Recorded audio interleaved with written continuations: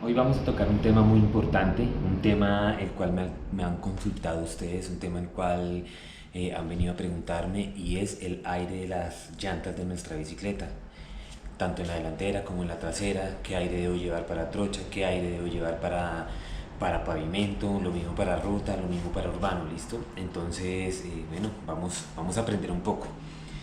Primero que todo, quiero que identifiquen en cada coraza el aire máximo y mínimo que nos recomiendan las industrias o las personas que diseñan y que hacen este tipo de corazas, ¿cierto?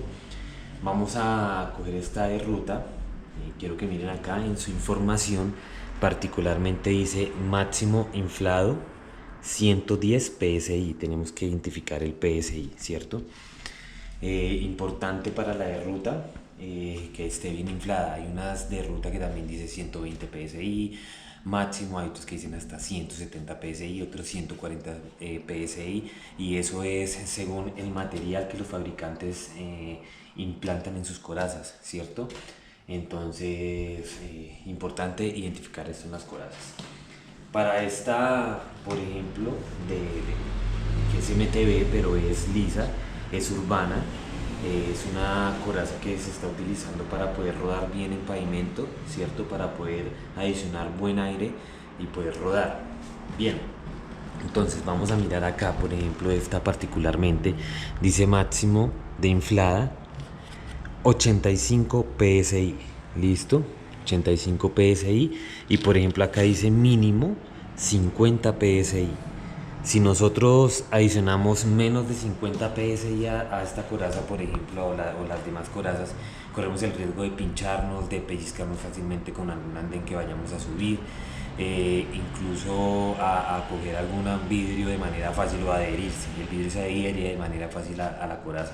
Entonces es importante adicional el aire que nos informa la coraza, listo. En este caso 85 psi, en esta de ruta fueron 110, en esta 85 psi, listo.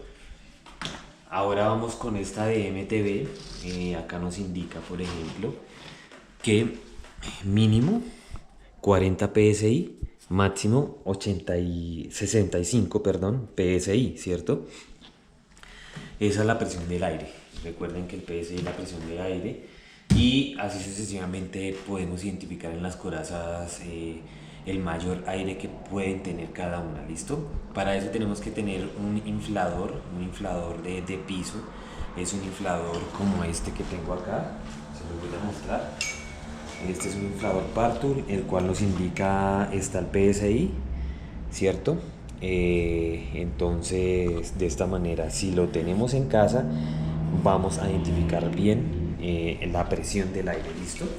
Entonces recuerden tener en casa una de estas herramientas, son importantes más que todo para las bicicletas de ruta, que se nos baja la presión fácilmente. 2 días ya se nos ha bajado la presión.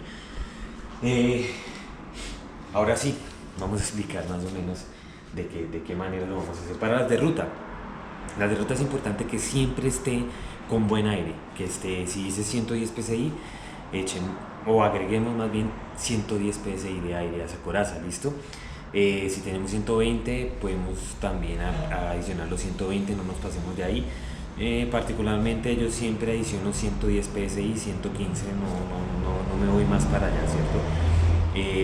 Importante que esté bien inflada, porque cuando vamos en la ruta eso va a hacer que despegue más en el pavimento, va a hacer que en la ruta nos vaya un poco mejor, podamos de pronto tener algún PR, ¿cierto? En Strava, por ejemplo, o algún com en una subida.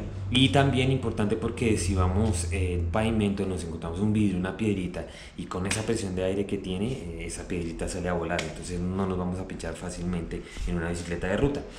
Para las de MTB, ese sí es importante porque es más de sensaciones, ese es mi consejo, más de sensaciones.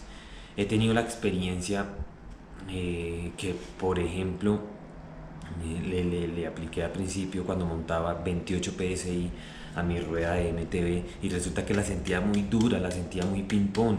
Entonces cada vez que cogía un descenso en maratón, por ejemplo, un descenso con curva, sentía que me salía, no tenía agarre. Y eso pasa porque como estaba muy inflada, Entonces eso hace que me salga, eso actúa como un ping-pong. Si le aplicamos 40 psi, que es lo recomendado para esta coraza, ¿cierto? O un poco más, va a quedar supremamente dura, y esa durez hace que nos resbalemos y no haya agarre haciendo una trocha, ¿verdad?